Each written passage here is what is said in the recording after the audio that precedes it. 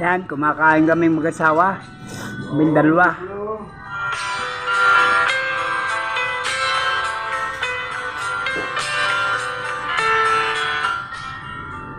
Hapunan na namin to.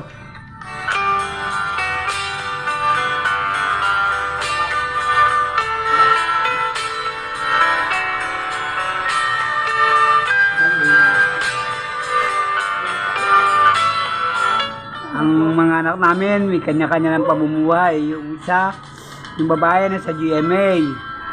Yung isa, yun, nagpunta sa kanyang biyanan ng mag-anak. Yung isa naman na sa Tagaytay, sa mga pinsan na gusto away muna.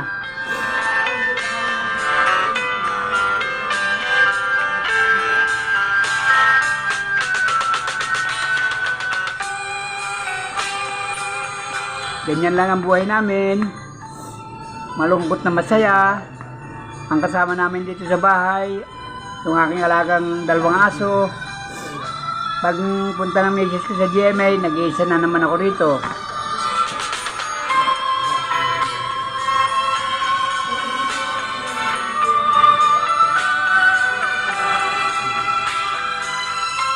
Pag wala akong ginagawa, binabasa ko yung Biblia, yung mga salita ng Panginoon. Para siyang maging giya ng aking pag-iisa rito.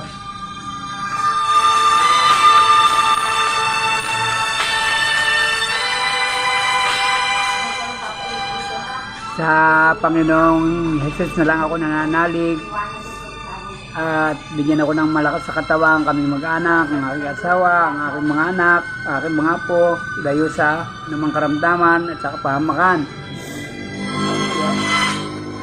Sila ang aking mga manugang.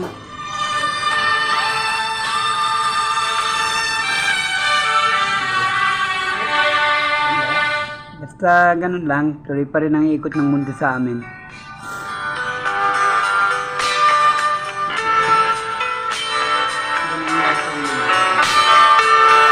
Kahit pa paano nakakaraos kami. Kumakain ng maayos.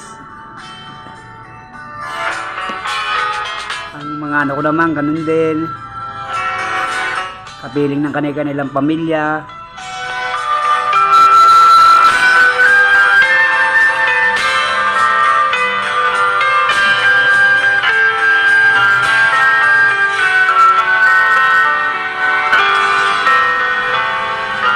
Ganun lang ang buhay namin.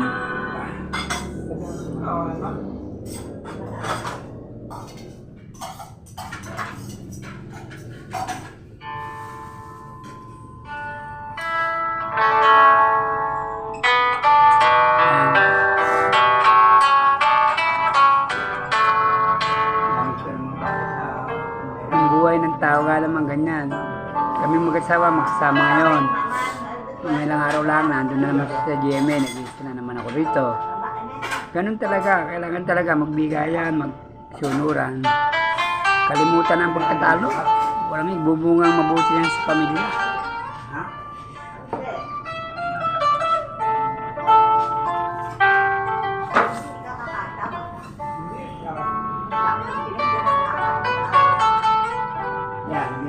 At para siya na rin namang gayanin ng aming mga anak sa kanilang pamilya, sa kanilang mga anak, ng aming mga apo.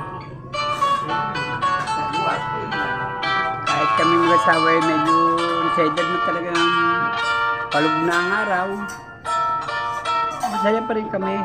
Talagang gano'n, talagang darating din ang araw, mawawala tayo sa mundo.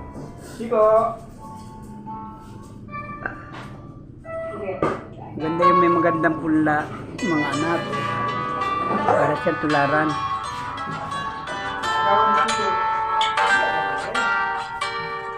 Tulad nga na sinabi ko kanina, ang aking kasama rito, pag ako nag-iisa na uli rito, yung aking alagang aso, yung dalawa. Si Kulit at si Bait.